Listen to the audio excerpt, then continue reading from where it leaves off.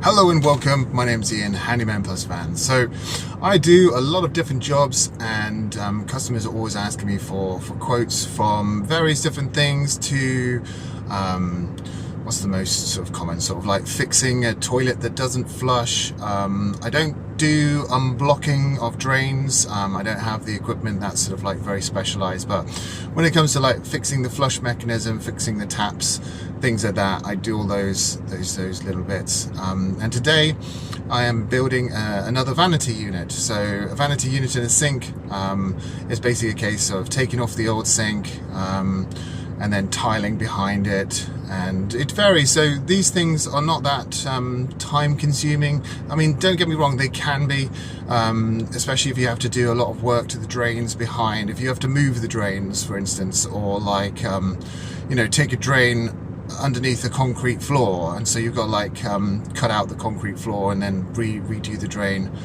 things like that, then it can get very, very time consuming. Because but if it's just a case of you're switching it out, you've got like a normal sink with like either the little stand or you've got like a floating sink, then it's very easy. Okay, so this is it before.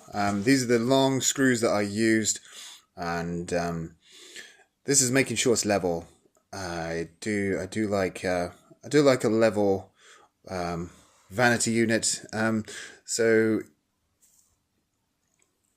this is when it was finally done, but what I'm going to do is sort of show you some other sort of photos as well of like before, and just sort of go through all the different bits that I've done to this vanity unit. So that's the old drains, just taking those out, and then I reinstalled some fresh drains in there, just as a precaution to make sure that they were all watertight and sealed.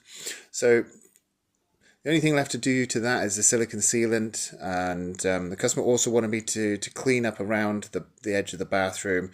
It was in a right state.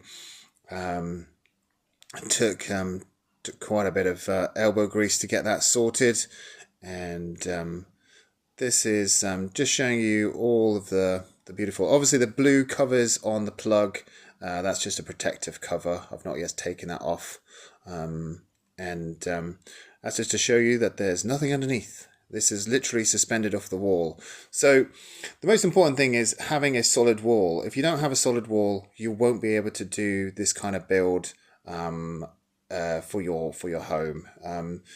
These units are connected to a physical solid wall.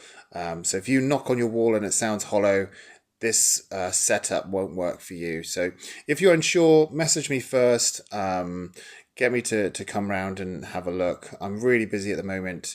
Coming around and having a look at anything at the moment is sort of like difficult. So most customers just employ me on an hourly rate, and then when I'm there, they'll be like, "Oh, Ian, I want to do this." So like, for instance, I'm going back to this customer's house and I'm going to be building a shower. So stay tuned for that, folks. All right. Peace out. Beautiful stuff. So that just shows you that I can do a little vanity unit and also hang a mirror, and also redo all the tile grout around a bath, and I can do all that within a 6-hour time frame. So I also took away the old sink and put it into the customer's back garden. The plan there is for them to then go down to the local tip. So although I have a waste carrier's license, I don't take waste away from customers' properties, purely because it's just so expensive. So the cheapest way to get rid of like a sink, which comes in 2 parts, and each part is about 15 kgs maximum. So you can lift that and put that into the boot of your car, and every customer or every normal homeowner out there gets 12 visits to the tip per year. So that just means that you can just go online. So just Google tip run Swindon and it will come up. You'll go to the government website, you'll fill it out, and then you can actually do a little tip run. And it won't cost you anything. You just fill your car up and get rid of rubbish, and it's all part of the tax that the government charge you. So, but if you get a trader like myself to, take your rubbish away for you, we pay quite a bit for that. We get charged, so we got to pass that charge on, and obviously that's our time, etc. So different companies out there charge different amounts. So the skip company that I use is Ace Skips. Obviously there are many other skip companies out there available, but if I'm doing a bathroom or something like that, then I always use that skip company as a sort of like best practice, just because of the quality that they offer for the for what they do. So they're a pretty good company. Little family run business as well. A lot of these skip company business are like myself. I'm just like, I mean, I literally am a single man, one man band that does a lot of things. I don't do everything. There's a lot of things I don't do, like I don't climb on slope roofs, and I don't deal with poo waste, as I like to call it. So I do fit toilets, but I don't do the pipes beyond the toilets. So there's certain things I draw the line at, because literally I'm only charging like peanuts for what I do. I'm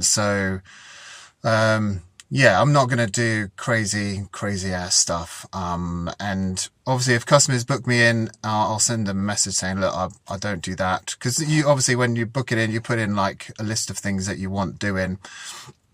And I'll be like, no, I draw the line at sort of like poo waste and poo juice, and all of those beautiful things. That's pretty much covers everything. Vanity units, obviously where this one was wall hung. That's another important thing. So I've got public liability insurance, and some sort of rogue traders out there that charge cash in hand, they don't have public liability insurance. So if this vanity unit fell off and say broke your foot and you're out of work for a long time, you wouldn't have a leg to stand on, quite literally, because they don't have public liability insurance, and obviously I do. So the screws that I use, that's another question I get asked. They're Fishers. So if you Google Fishers, they're German manufacturer. They make the best wall plugs and the best screws, and they're not cheap. And I don't pass that cost of the screws onto the customer. So I won't invoice them and go, oh, by the way, unless I'm putting up like 20 of these things in a day, because each wall plug is about £1. So if it's more than £5, then I'll invoice a customer. But if the parts are less than £5, per session, I'm not going to invoice the customer. That's just sort of like, because it's not worth my time and it's not worth their time, So, but yeah, if it does go crazy expensive, like, if a customer asks me to put up, say, like 4 or 5 TVs, and they don't have the actual proper plugs and also proper bolts and things like that, then that's going to be passed on to them. But I've got all those bits on board because that's how I roll. Customers are happy with what I do, and you can check out my feedback and have a look and see what I do.